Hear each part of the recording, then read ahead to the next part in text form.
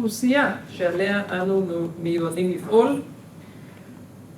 מודלים לחיזוי סיכון קרדיו-וסיקולרי מפותחים פעמים רבות במדינה אחת ומיושמים במדינות אחרות, אך לא תמיד מתאימים לאוכלוסייה.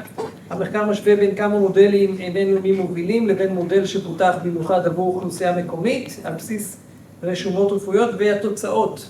אנחנו נשאיר לפרופסור אופיר בן אסולי לספר לנו על התוצאות. אופיר, אני כרגיל קשוח בזמן. Can you hear me? I will go with English for Eva. But how can I change to my language?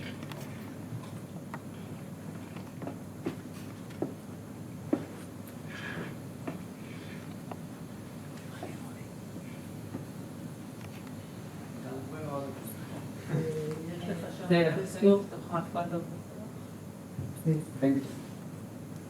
Thank you.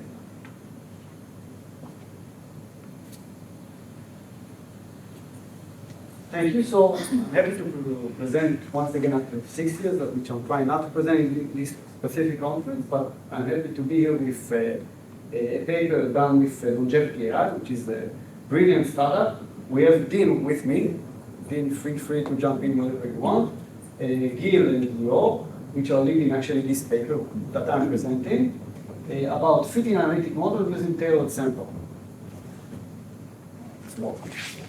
Great. So cardiovascular disease, in short, CVD, is the dominant global health challenge.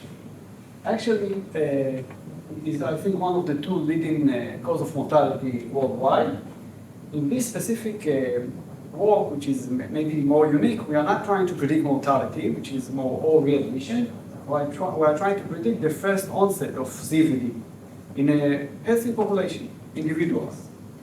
So the classical method that is used in literature is cost proportional hazard regression. We are also using cost pH regression, but we're trying to do it differently. The focus in this work will not be in the prediction itself, it will be in the data preparation stage. So models, other models, which I think it will be in the next slide, it is validated, but not with not good, I would say, steps of data preparation as it could be nowadays. So it's judging nowadays, not in the publication dates. About longevity, which supplied the data itself and the opportunity and made the models and run it, actually.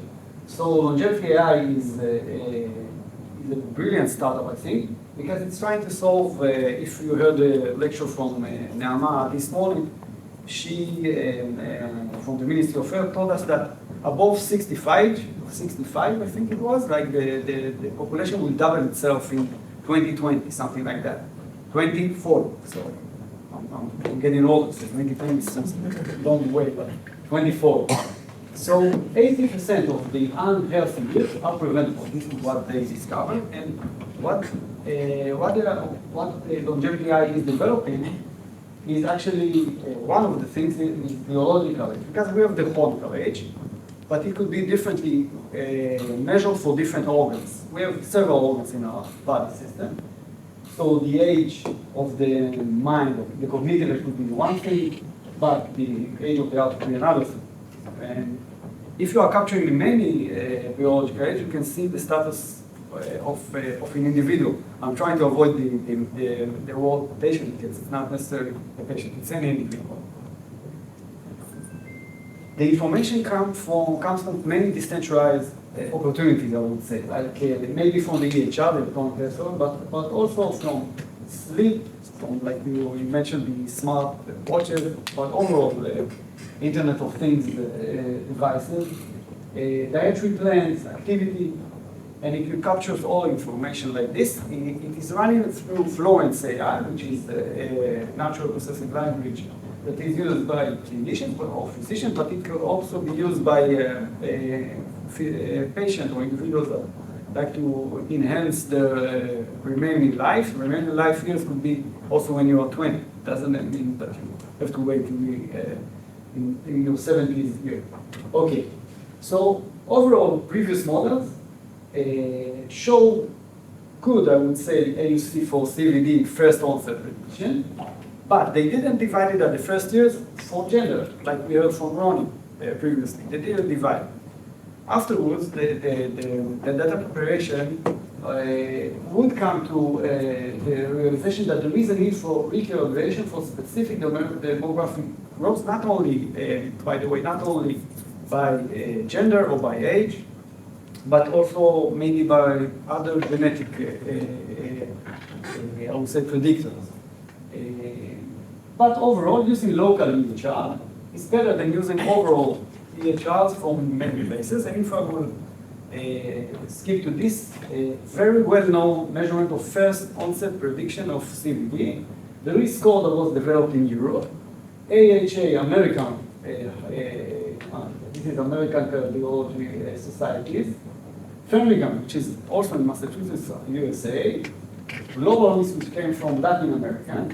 The revised pool cohort equation, which was developed in the USA also, and the WHO that took into account 21 regions all over the world, including low and middle economy countries. And what we took into account here that they were developed elsewhere. For instance, like in maybe the more close to Israel was the score that was developed in Europe. That we will see in the results actually. So the method that we used here was Cox. We have to ensure two things in Cox. First of all, we have to see that we are not violating the assumption of the model, like independent of profession. So we took into account only one patient in a 20-year sample and looking for a focus for another 10 years. We have actually a sample of many years.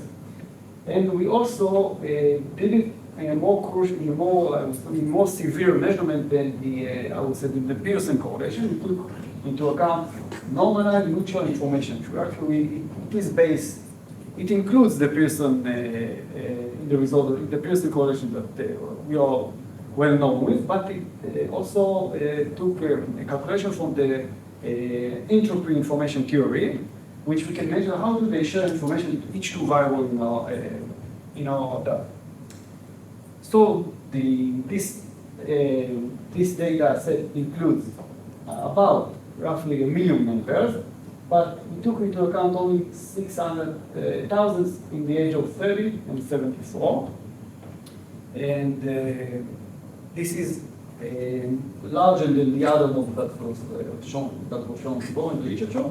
And it was also adjusted by years and by gender, and in a later analytics that are not shown here, it was also by the ethnic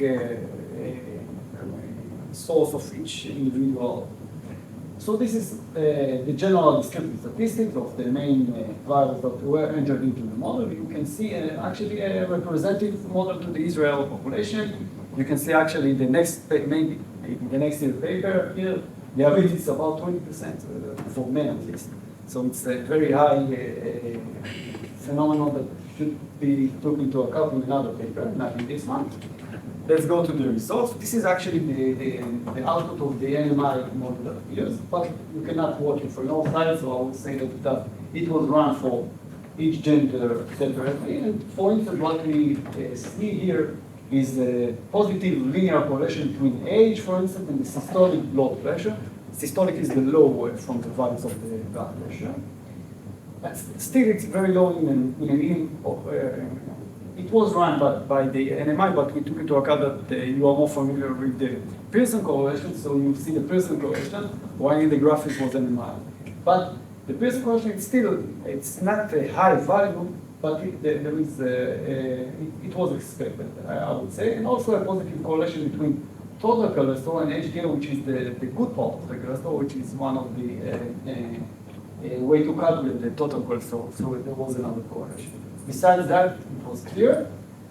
And these are the results. After doing the data preparation for the Israeli Clalit Health Services million, which come into account eventually 600,000 patients. So we can see here that the results are better than the other models. You can see the worst results going if you're taking 21 regions, like the WHO model, 21 regions all over the world, and try to run it in your specific population with a specific properties of Israeli population. You can see more than that. It is not so near, but if you take the high boundary of the confidence interval, you can see there is also significant difference because the low boundary of our fitted model is at least equal to, in the case of men, higher than any other high bound, a limit of this confidence interval. So it's better. Actually, it's better. Maybe I will see the other side, so I will keep one or two questions in the mood, hopefully. So I'll go straight to the state that the fitted model is better than using a well-published in a very good journal model. So fit could be at least like general range, but more than that, took the race into account and many other properties. Overall, the rule, which took all regions into account in the same model, show actually the poorest performance across all analytics. And I would say in another first onset prediction that we are trying to solve nowadays, like the regions. And we gain about 5% or for the men, at least, and 2 or until I would say 3 or 4 in the average of improvement in the C statistic. With excellent calibration. Calibration, I mean like decreasing the error of prediction in each individual. And we also have limitations. We are only focusing in one HMO. Actually, it's one of the largest in the world, but it's still one. More external validation is needed, like in another HMO or in another disease. And there are like technical limitations. Maybe I will not get into this point right now.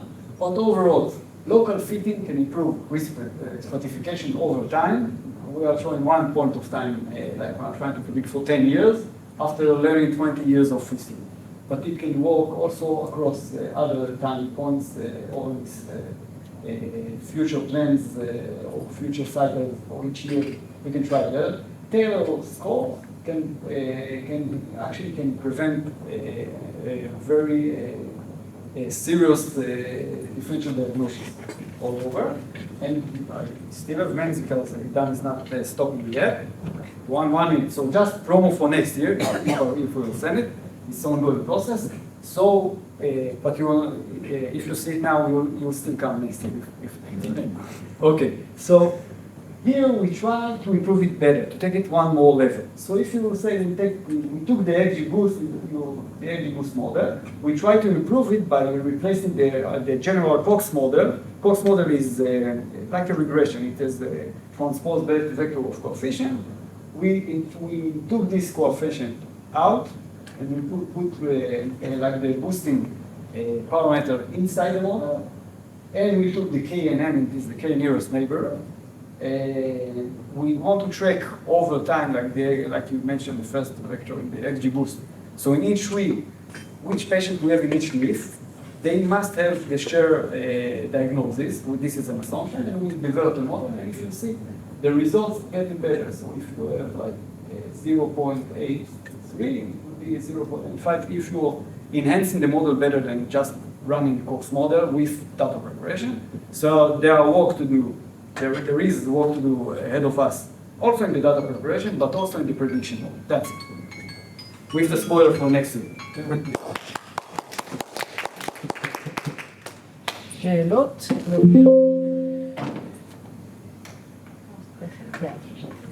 Thank you, Ophir.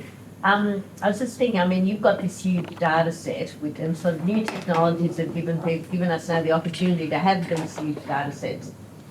So it's sort of a big question, but how does that make you reflect then on past research? You know, are we looking at a sort of research cycle where, you know, people get huger and huger data sets, and then what do you do with all the old results that you might feel then are less valid, or, you know, things from the past that made significant conclusions, or so they thought, in this area? But first, it blocked my sleep at night, because it happens to me not in this paper only. After, I don't know, maybe 19 years around the world. So I have many results that I saw that the opposite is actually true after a few years. But like a physician, I'm getting used to it. So the technology is striking back. But I think the key event is do the data preparation well. So don't skip. That's maybe the most frustrating stage in the paper overall. It doesn't necessarily have to be in AI in any paper. But this is the real impact, I think, in the results here. The data preparation, simply follow starting from missing value or outliers and go more normalize each and every row that you can, and make better variables, learn from the literature, learn from the AI. So that would be it. But for sure, we are destroying other results, and they will destroy us. Yeah. Thank you, and I hope you speak with me in Hebrew when we're all chatting. This one was for you. Thank you.